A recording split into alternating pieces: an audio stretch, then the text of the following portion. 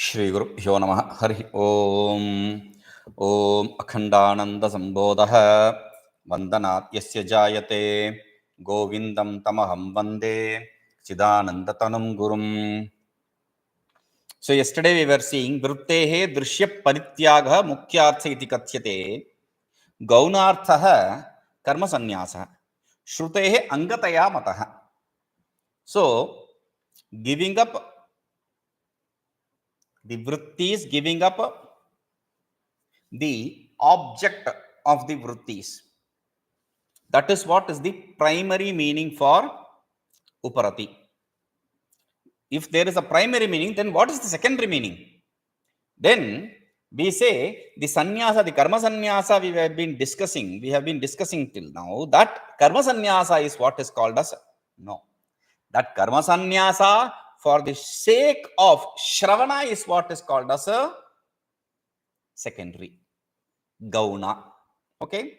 Now, before proceeding any further, we have to understand what vritti means. Vritti, from vrutu vartane dhatu, root word, vritti means to exist, basically. So there are different meanings. Vritti, thought function, that's what we see here. Vritti, effect. Karya also, effect is also vritti. Then vritti, cleanliness, also is called as vritti. Okay, different meanings for vritti. Now, the meaning we take here is a thought function. And while discussing the thought function, I told you very clearly that the mind does not produce the thought function, but the mind transforms itself into thought function. Okay. Now, mind transforms itself into thought function. How does it understand the object? To explain this in Vedanta Paribhasha, etc. text, there is a beautiful example which is given there. Okay, there is a river.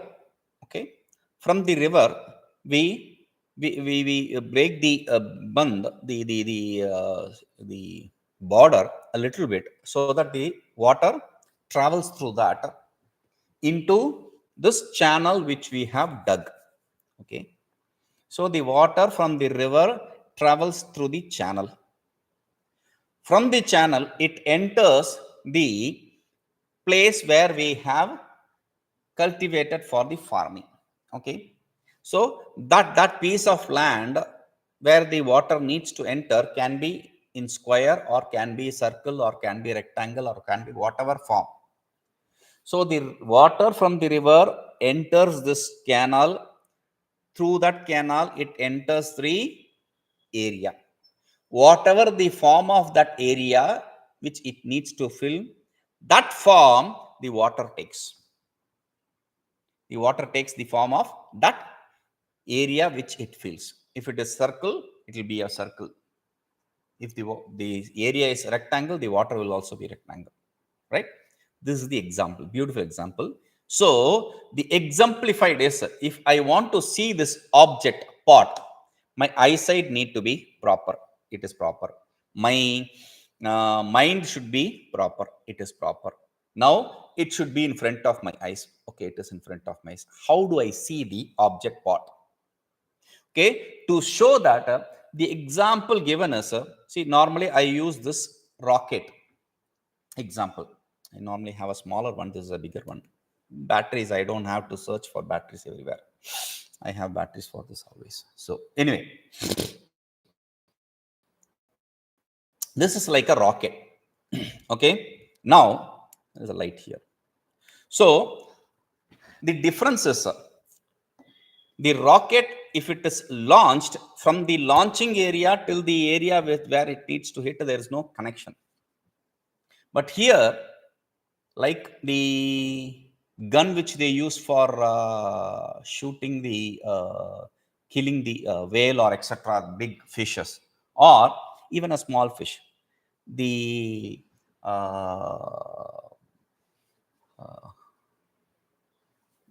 fishing rod which they have, it has, to the rod there is a wire which is tied, and that wire has a hook which is associated with the object fish. Okay, so the connection is not cut anywhere from the rod till the fish. Okay, similarly, let us suppose this rocket is launched, but the connection is never cut. Normally, I have a rope or something tied to this. I searched for it before the class. No, I didn't find anything closer by. So anyway, so let us suppose this, there is this connection with the heart area where the mind starts.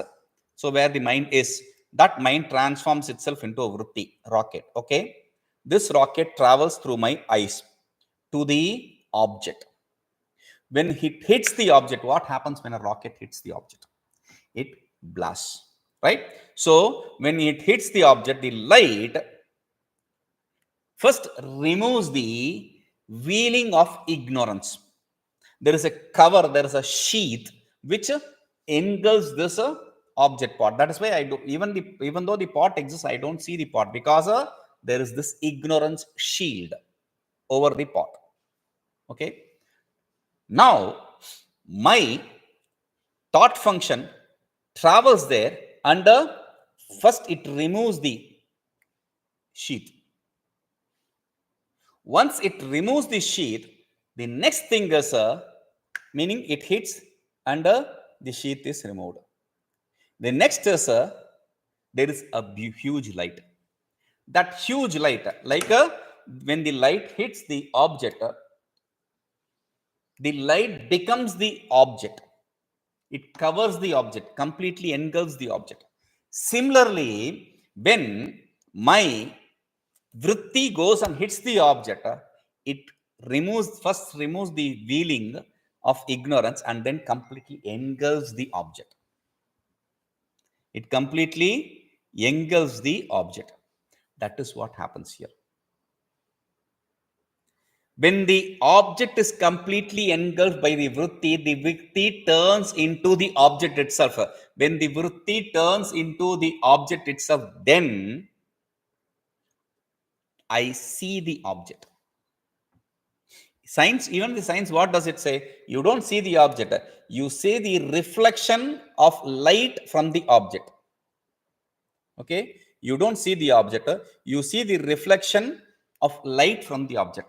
You see only the light, not the object actually. The vritti turns itself into the object. There is no object there. That is why you see the object as it is. Sometimes I see the pot as pot.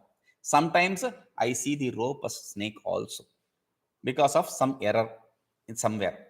Okay, so these are two kinds of this is the, not two kinds, this is the way the vritti understands the object. Okay, now next he says, puṃsaḥ pradhānasiddhyarthamaṅgasyāśrayaṇaṃ dhruvam kartavyamaṅgahīnaṃ cetpradhānaṃ naiva sidhyati. puṃsaḥ pradhānasiddhyarthamaṅgasyāśrayaṇaṃ dhruvam kartavyamaṅgahīnaṃ cetpradhānaṃ naiva sidhyati. So puṃsaḥ for any person, pradhānasiddhyartham, for him to gain the primary objective. Pradhana means the primary objective, the main thing. Sidhyartham, dhruvam, definitely. Angasya ashrayanam kartavyam, he should have to take resort to the limbs. He has to take refuge of the limbs. He has to be associated with the limbs. Only if the limbs are properly practiced, you will gain the complete result. Let us see it with an example. I want to make a pot. Okay, I want to make a pot. What do I need? I need clay. I need water. I need the potter's wheel. I need a stick to rotate the potter's wheel. I need a blade or something to remove the pot from the wheel. I need to have the knowledge of pot making. Okay. So if there is anything which is lacking or not proper, I will not be able to make pot. If I don't have clay, I will not be able to make pot. If I don't have proper amount of clay, I cannot make pot. If I don't have the proper kind of clay, I cannot make the pot. Same thing goes with all the other limbs also. So, if there is some problem with the limbs, I will not get the effect proper. So, that is why he says, puṃsaḥ pradhānasiddhyarthamaṅgasyāśrayaṇaṃ, for any person to gain the primary objective, dhruvam angasya kartam, he should have to definitely take resort to the limbs. He should have to definitely gain all the limbs. Because angahīnaṃ cetpradhānaṃ naiva sidhyati. If there is a lacunae in the limbs, a defect in the limbs, then the primary objective will never be gained. This is what the pūrvaviṣayasakas, they have a statement. They say, angavaifalye phalavaifalya. If there is a lack, if there is a lacunae, if there is a missing portion of anga, if the anga is not properly performed, the limb is not properly performed, then the end result will not be properly gained. I should have to have everything proper. Okay, little bit of here and there water, no. A little bit of here and the wheel is not properly spinning, no. It should be proper. You should have to have a proper stick which can rotate the wheel in a proper way. Everything should be proper. Only if all the limbs are proper, you will gain the proper result. Otherwise, you will not gain. It's like a jigsaw puzzle. So, angahīnaṃ cetpradhānaṃ naiva sidhyati. If there is a defect in the anga, if there is a incompleteness in the anga, then you will never achieve the end result. What is the end result? Anga here is a, remember, anga, limb is a, from the previous shloka, limb is a, yes, limb is a, see, karma sannyasa he said as limb for the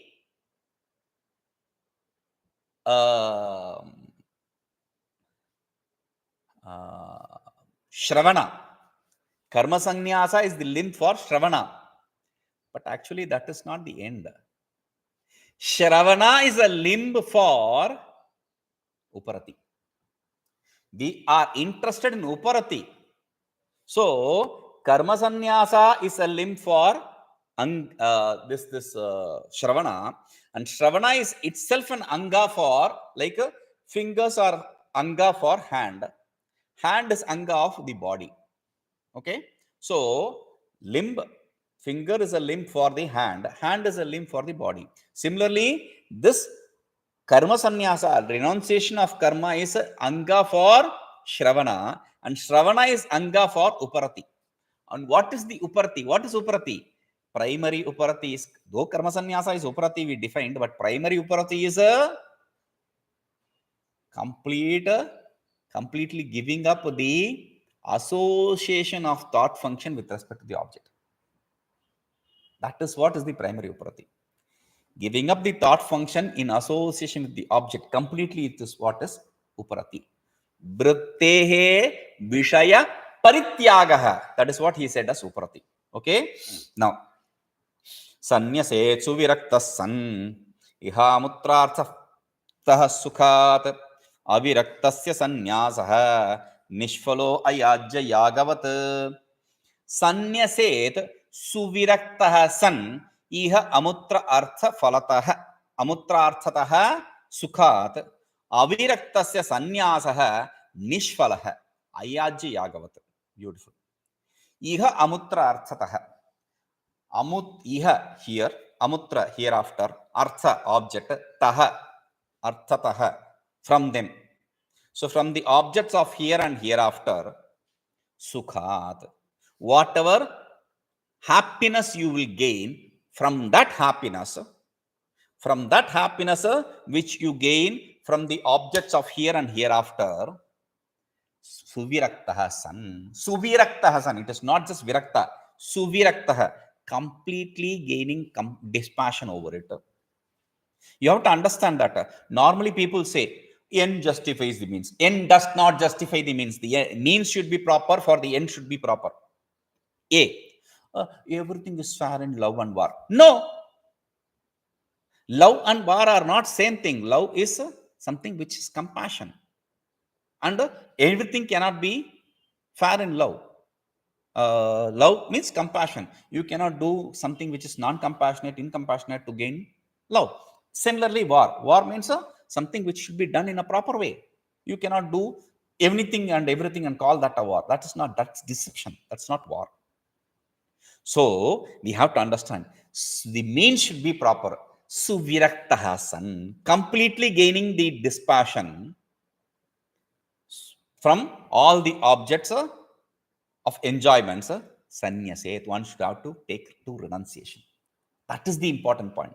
Taking to renunciation is see, normally you see in Tirthamala itself, or in Tiruvannamalai, or in other holy places you go to, Haridwar, Rishikesh, wherever, you will see many people dressed in ochre robe. Ochre robe does not just refer to he is a sannyasi. He may not be even a sannyasi. He just took an ochre robe because many reasons. One of them can be he is thrown away by his wife and family, failed an exam, didn't get a job,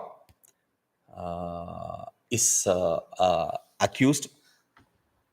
So anything it can be. So just taking sannyas. Oh, it is not that kind of dress. He has taken the dress properly from a tradition in through karmas, etc. As you said, even though what is the purpose behind it, that is what is important. No, end justifies the means. Never. You should have to have the purpose. What is the purpose you took sannyasa for? Is it for name and fame?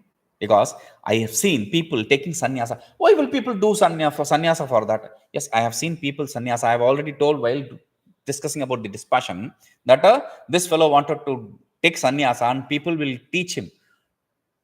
When they say give up everything, just say in your mind, except my Guru Mantra. I give up everything except my Guru Mantra. That is not sannyasa. Where is the choice in sannyasa? And there is this fellow who came to Rishikesh. So for a recommendation from Kailas ashram to take sannyasa. Kailas ashram gives sannyasa. So I had some, people had respects for me then, and if I recommend someone, they will give sannyasa. So he came to me for sannyasa, but his condition is precondition sannyasa. That is, his condition is he had a matted lock. He didn't want to lose his matted lock. If you can't even give up your hair, what kind of sannyasa can you be? It's a derogatory word in the local language. So you can't even give up your hair. What kind of sannyasa can you be? So that is why he says, suviraktaḥ, completely dispassionate, you have to take to sannyasa. He justifies the means. What is if he is a proper sannyasi? For that he says, aviraktasya saṃnyāsah ājyayyayāgavat niṣphalaṃ.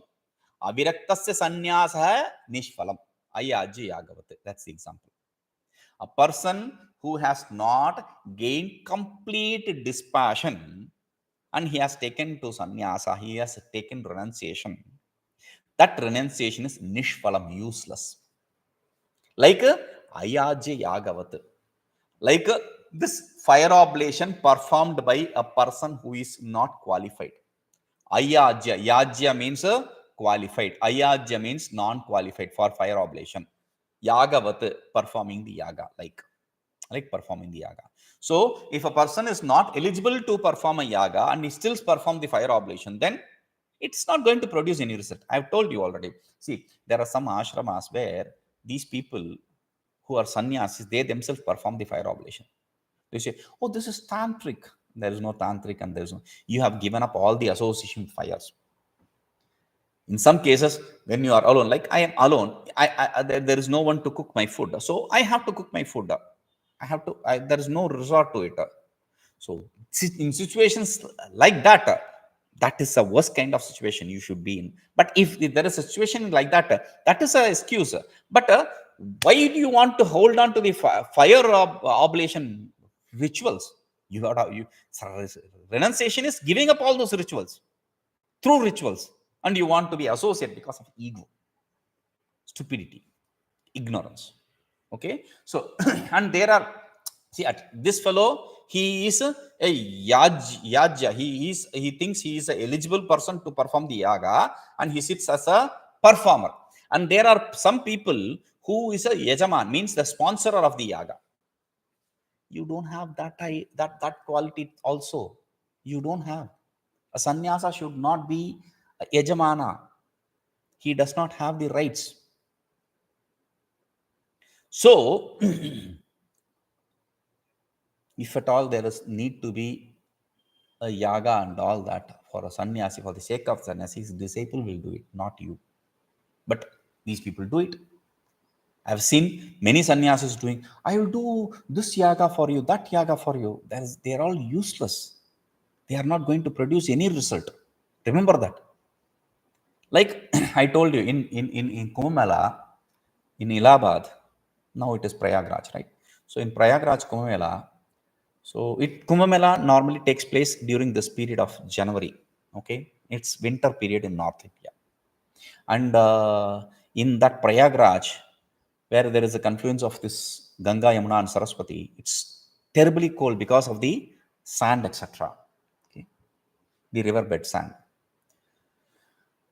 and because it was terribly cold, we had lit up a tree trunk. There was a huge tree trunk, and we had put a fire on that, and we were sitting around it.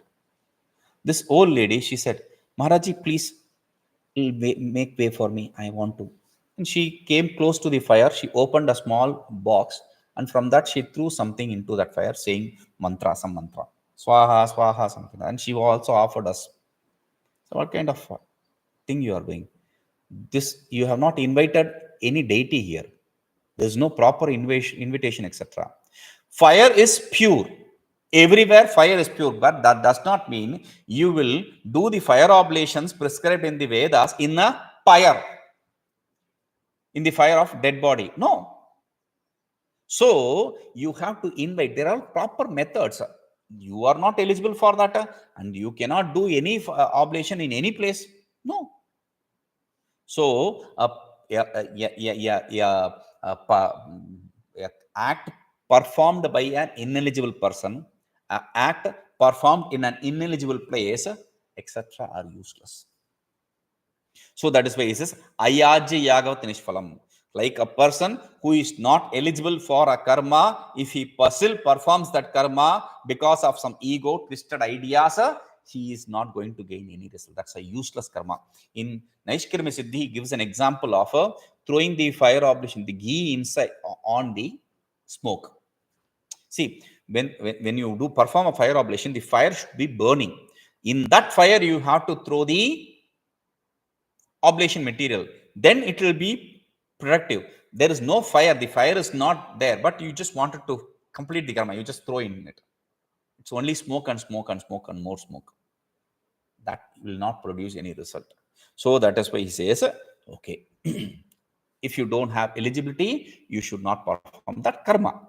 Saṃnyasyatu yatiḥ kuryāt na pūrvaviṣayasmṛtim tam tatsmaraṇe tasya jugupsā jāyate yataḥ. Now again he is saying what he should not, that sannyasi should not do. Saṃnyasyatu yatiḥ kuryāt na pūrvaviṣayasmṛtim tam tatsmaraṇe tasya jugupsā jāyate yataḥ. Beautiful.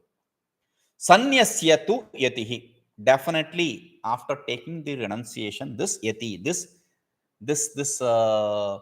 renunciate, okay, this monk, yatihi is monk, renunciate, etc. Okay, this monk, tam pūrvaviṣayasmṛtim na kuryāt. He should not remember whatever experience of things which he had in the past, before the sannyasa, before the renunciation. You should not think, oh, do you know how many fire oblations I did? Oh, you know, I had this and that, I experienced this and that. No, you should not even think about all those things. You should not even think about it. Why? Yataḥ, because Tatsmaraṇe, if you are going to remember that, tasya jugupsā jāyate. Tasya, for that person, for that sannyasi, for that monk, jugupsā jāyate. Jugupsā, a beautiful word from root word gupu rakshane. Rakshane, to protect. Okay. So, gugu jugu, like that's how it will become. Sananta prayaga, jugupsā. Gopitu micha jugupsā. Things which you want to hide. He will feel very awkward if he remembers whatever he did. You know what I did? What I was doing? You did good, right? What is the problem there? I didn't do good. I didn't do things right. Why? What I need to have, what I should have done is do renunciation and do listening to the Shastra. Listening to the Shastra is what is prime importance. I have been doing everything else other than studying Shastra. So that person will feel very low about himself. Jugupsā. So now, with this, in the sadhana chatushtaya, the 4 prerequisites, after Viveka and Vairagya, we were discussing the Samadhi Shatka Sampatti. In Samadhi Shatka Sampatti, the 6 prerequisites, the 6 qualities, we saw Shama, Dama, Titiksha, Uparati in that order. Uparati also is over. Now, the next is Shraddha. Okay. Now, 5th is Shraddha. What does Shraddha mean? Shraddha normally means trust. Shraddha means faith. Shraddha means belief, etc. But I never translate Shraddha as any of this. It is not trust, it is not faith, it is not belief, because all these can be broken, destroyed. Shraddha I translate as surrender. Surrender to whom and what? That we will see. Before that, Shraddha in Ramayana, I see the ultimate Shraddha. Though Lakshmana traveled with Rama, following him everywhere, etc., Sita followed him. Though all that was there, but in Ramayana, ultimate Shraddha was shown by Shabari. An old lady, Shabari was an old lady who was told by her guru that wait here, Rama will come. She said, okay. She stayed in that place waiting for Rama. Age, she is getting old and old and old, but Guruji told, Rama will come. I'll wait here. Every day, her only duty is to go around the forest and collect some berries and all that for whenever Rama comes. Okay. So, and one day Rama came. And Sabari wanted to offer him the fruits. So, what she did is, she wanted to give the fruit, but they call this fruit called jamun or something. Okay. So, this fruit she wanted to offer, but she wanted to only offer good fruits to Rama. So, even without thinking, uchishta means having your offering associate with the saliva is uchishta. This lady, even without thinking, she tasted it and, oh, this is good. She didn't, her devotion completely blinded her from even thinking Shastrika. Oh, I should have to only give the best, not anything. It is not some created idea. It was a natural thing. She was completely blanked out. She was just, oh, please, this. Oh, not this, not this. So she didn't offer him any sour fruits. That is Shraddha in Ramayana. In Mahabharata, though there are many characters and many places we can show the Shraddha, but the Shraddha I see, the ultimate Shraddha I see is of Ekalavya. Ekalavya was a forest dweller's son. Okay, they are tribes of forest, and Ekalavya wanted to learn because he sees these boys, these princes, this prince in plural, princes. These fellows, they were learning archery and other things. He wanted to learn archery. And he sees this Dronacharya, he probably didn't even see. He created a form of Dronacharya from his mind and sat in front of him and learnt through the statue. He learnt all these techniques of archery. Once, when Arjuna sees a dog whose mouth is full of arrows, but it didn't kill the dog. The dog is barking. Normally, what? Kill that dog. No, this fellow aimed it so properly. He filled the whole mouth of the dog with arrows. Arjuna was offended and wondering, how can somebody master the art of using an arrow such a precision, with such a precision? So he tells his guru, there is this kind of person. So guru also goes in search of that person, and he finds this Eklavya sitting under the statue of Drona himself. Drona asks, who are you? I am your disciple. Oh, but Arjuna is offended. Oh, you are teaching somebody else also? He says, wait. Okay, now tell me, how did you learn from me? Oh, I have your statue. You taught me everything. Whatever I know, you taught me. Okay, then you are my disciple, right? Yes, I am your disciple. Okay. So, as a Guru Dakshina, as an offering to the Guru, once you learn something, you offer some things. Okay. So, that's called as Guru Dakshina. Okay. Now, as an offering, I want something from you. Anything. Just name it. Drona says, give me your thumb. There is no impartiality, etc. Now, Drona wanted to train Arjuna for a mission. That is a mission which only Arjuna should do. So he didn't want this boy, this forest dweller boy, to be of any obstacle to that mission. So he said, give me your thumb. Without thinking, he took a knife and cut his thumb and gave it. Thumb is a very important thing to drive an arrow. He didn't even think. He just cut it and gave it to him. I offer my thumb. Drona blessed him with many things. But that's immaterial. The point is Shraddha. So that is what we are going to see. Shraddha. What does Shraddha mean? Not trust, not belief, not a faith, but surrender. Okay, we'll see this. Om Purnamadah Purnamidam Purnat Purnamudachyate Purnasya Purnamadaya Purnameva Vashishyate. Om Shanti Shanti Shanti.